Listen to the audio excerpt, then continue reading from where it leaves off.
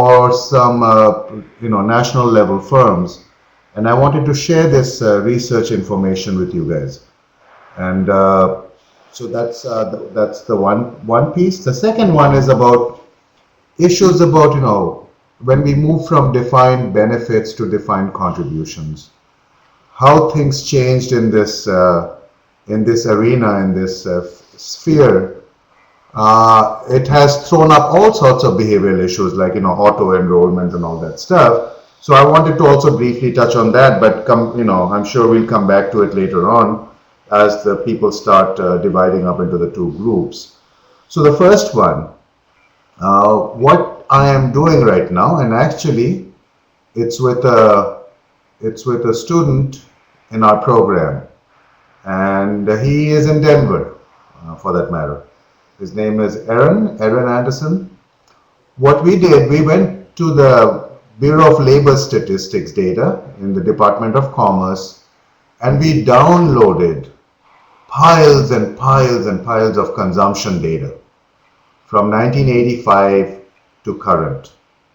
And it's literally huge amounts of data, but not only that, it's on consumption. It breaks up our consumption patterns between six groups, I think: 35 to 45, 45 to 55, 55, 65, through 95. Age bands, literally. The age bands, six age bands, and then they break down by maybe 70, 80 categories of consumer expenditures or more. All sorts of food at home. It's got like 20 subcategories, food away from home. And it just goes on and on and on. And we have this from 1985 for all the age groups, for different income groups. So we can clearly see the pattern. So, what we are basically doing is pretty much mapping the financial lifestyles of Americans since 1985, looking at projections there too, and understanding how our lifestyles changed as we move from one phase of life to another. And in this case, these are 10-year buckets. And it's incredible. I mean, in real terms, we have increased consumption from 85 to 2010. 2009, it started going down, but we doubled our consumption from time zero to 1985, and then 85 to 2010. And then amongst the older people, the retirement people, between 65 to 75, around 85 to 95. Like 85 to 95, about 40 to 45% of our monies are going into healthcare. Healthcare is inflating at the highest rate of 7 to 8%. Wow. And it's increasing more than any other rate. And it's getting more and more consumed as we are getting older. And what we are doing from this research is taking all these expenditure item by item, line by line, age group by age group, income group by income group, and breaking it down between essential and non-essential expenditures. Essentials are like healthcare, like you've read one of my postings on what's good health, healthcare and stuff like that. Those are essentials for different age bands. And so to your next question, and actually to your next question and also to your third question, investment and insuring, what we are seeing is that the absolute need during retirement for some amount of a fixed income scheme. Fixed, like Social Security is a fixed income scheme with an inflation rider. But we are seeing the absolute necessity of some kind of a fixed income scheme where the guarantee is the issue. How good is the guarantor? And we understand from Social Security that both Uncle Sam nor AIG, for that matter, can be very well trusted on this matter. So that's a different issue. But the issue is we need some kind of fixed check coming in every 2 weeks to your door, which is tied to your basic living, to your living expense, not basic living expenses, but to your essential expenses in retirement. Lifestyle expenses, not living. Lifestyle, which includes healthcare, tax, everything. And that can be annuitized in a fixed annuitized manner. The rest of the stuff, the conveniences, so think of our needs conveniences and luxuries as our consumption mapping. So we cover our necessities by some fixed income scheme. Conveniences and luxuries need to go into the variable part.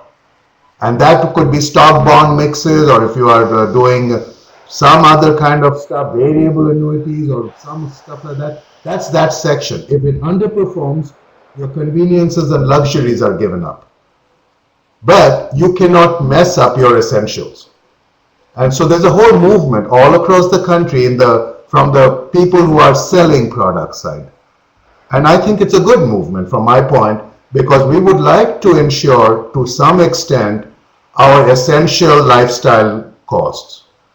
And that's something falling out of this research. I would welcome all of you, if you are interested, to join me. There's lots of work here and I'm looking for people to help me with this. So if you are interested in research publication, I'd be happy to work with you and so on. That's one. Second is the DB to DC transition that we are going through is throwing up the biggest problem. And I'm going to, Colin put up a very nice note, and I haven't responded to it because I have a cutout from LA Times that I want to scan and post instead, because it sort of succinctly addresses the same issues that Colin throws up, but going from defined benefits to defined contributions has been, in my opinion, has been a horrible thing. It's really hurt us to sort of put the onus of our retirement on ourselves when most of us are totally unqualified to even manage our cash mattress. It's that bad in the sense of ignorance, like the Madoffs or the Ponzi's. They're totally incompetent, but they utilize their ethics. And you can't do that, not in this, because there's too many people who can be exploited in this manner, and it's hurting us. So what I've seen, one thing I want to say, in my work with PIMCO in their DC group, which is huge, by the way, they're like a couple of $100 billion or something, just the DC group. One of the things I saw, and it was sort of like funny, because instead of putting your finger on your nose directly, you're going around your head to put it on your nose. But this is what's happening in the DC world. And again, answering that first question, is that their attempt was try to accumulate from the time someone enters employment to the end, whatever the stuff may be in the middle. And actually I'll put some papers that I had worked with them on. But their attempt was to see that if you entered at 625, can you accumulate enough by the time you retire, say at 65, so that you can annuitize your savings to cover 60% of your retirement needs, lifetime needs. All right. So that's pretty much going around to see making a DC plan, a DB plan. And they wanted to assure that. That's the kind of way they're looking at it. They wanted to assure that. And the thing is, then they said, all right, 25% may come from Social Security and the rest the private pensions and stuff like that. And that's going back to the same thing. It's like, converting a DC to a DB plan. But if you leave it to people, you see the mess. I mean, we'll come to it, if you start reading all the articles at the top, you'll see like auto enrollment, smart plans. Look at the work by Taylor and Bernard Z. And all the issues of behavior in retirement are staggering, absolutely staggering. And the DC plan has made it a lot more difficult for us.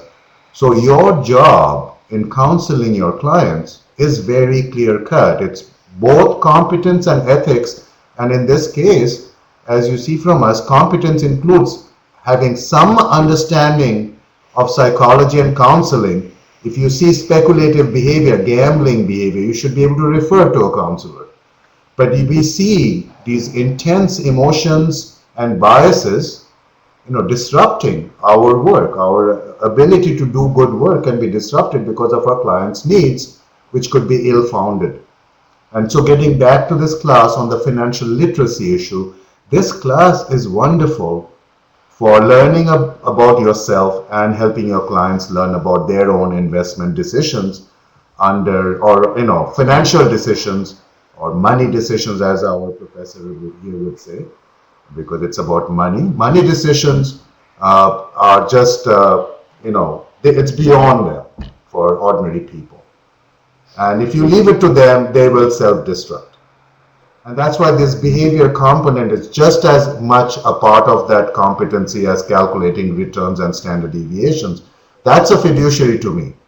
Both the ethics and the competency at the highest possible level. How qualified do you have to be if someone hands over all their life savings to you at 65 and say, now help me? Can you afford to blow it off? Lose 30% in a year because you use modern portfolio theory? All right. So please, the discussion's starting and I can see it. I can't wait to get to it. I saw a lot of good stuff I want to respond to, and you'll see them in the next few days.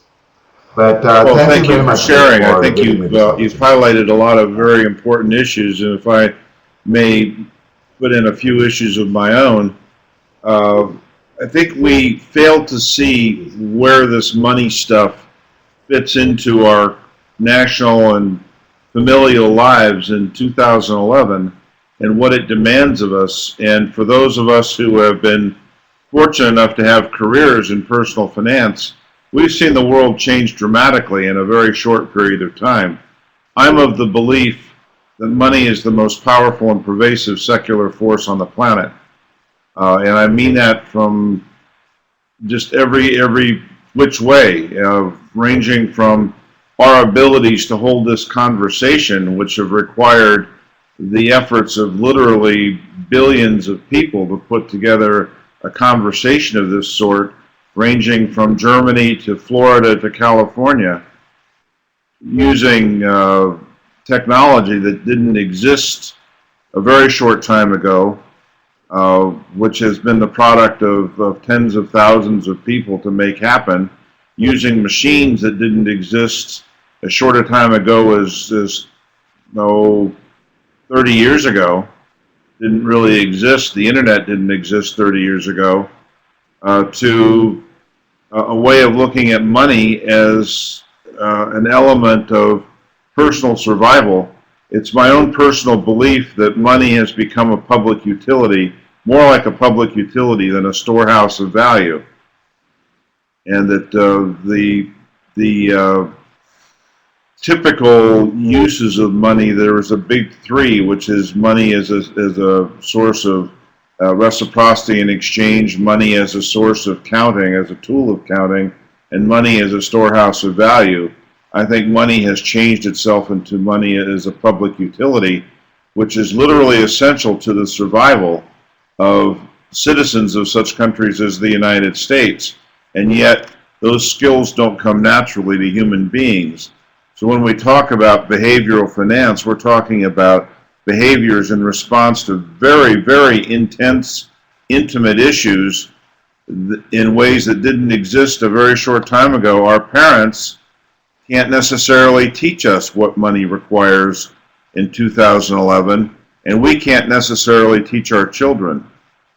Twee, I was intrigued by your bracketing of defined benefit and defined in personal benefit plans. My mother is the beneficiary of a defined benefit plan. I certainly don't have one, and I know very few people outside of public employment that do have defined benefit plans. I don't think that it's a common thing in the coming retiring generation to have a defined benefit plan. So this whole business of being personally responsible for your funding is one that's alive and well in the American culture right now, and it's part of what's at stake as we look at the Occupy movement on the so-called left and the Tea Party movement on the so-called right. I guess I'm of the belief that Occupy and Tea Party have more in common than they have apart in terms of what of the issues they're attempting to highlight. So as we take a look at these issues, I have to say I'm immensely disappointed with the textbook and its treatment of behavioral finance issues. I don't think these are the most lively issues, and I don't think they're the most important ones. They depend upon a view of investment decisions that that accepts a certain neoclassical view of economics, I don't think it's the way people make their decisions. So as we talk about being advisors to people in 2011 or 2011 to 2031, a span of for